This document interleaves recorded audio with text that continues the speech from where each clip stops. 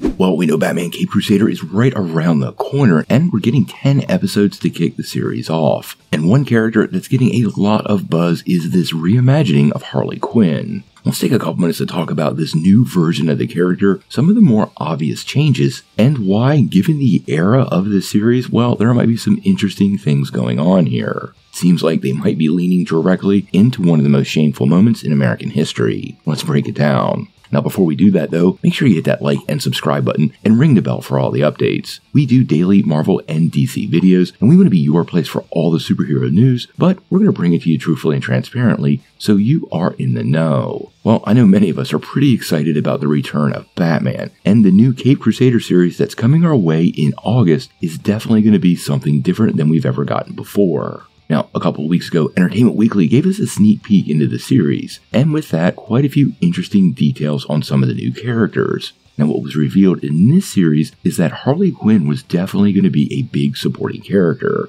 However, this was not going to be the Harley we've known from the 90s and the one brought to a larger mainstream culture by Margot Robbie in the DCEU.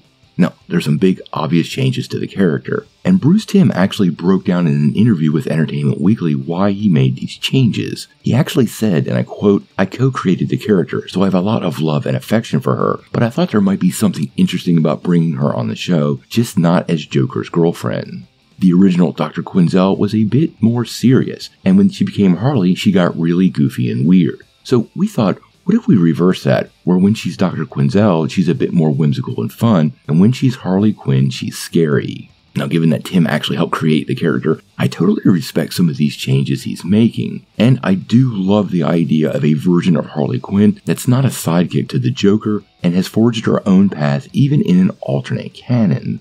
Now, in that same Entertainment Weekly article, it was revealed that, quote, rather than catering to the Joker and the criminally insane residents of Arkham Asylum, the Dr. Quinzel of Cape Crusader is a normal Gotham City psychiatrist. In fact, she gets assigned to treat none other than Bruce Wayne. Now, this to me suggests her role in the show was going to be pretty big, and given the dual nature of her character, maybe even the primary antagonist as a mirror reflection of the Bruce Wayne-Batman relationship. And when you think about that, well, we all know trauma is at the center of that character's manifestation. So you have to wonder if this happened to Dr. Quinzel. Now, many people have voiced various opinions about changing her to an Asian American character, and although they haven't specified her specific heritage, given the time frame of this show, I really have a big question and think we might have pinpointed the source of the trauma. As many of you know, there's a pretty shameful part of American history where many Japanese Americans were sent to internment camps. This was during World War II, and one of the more shameful events in American history.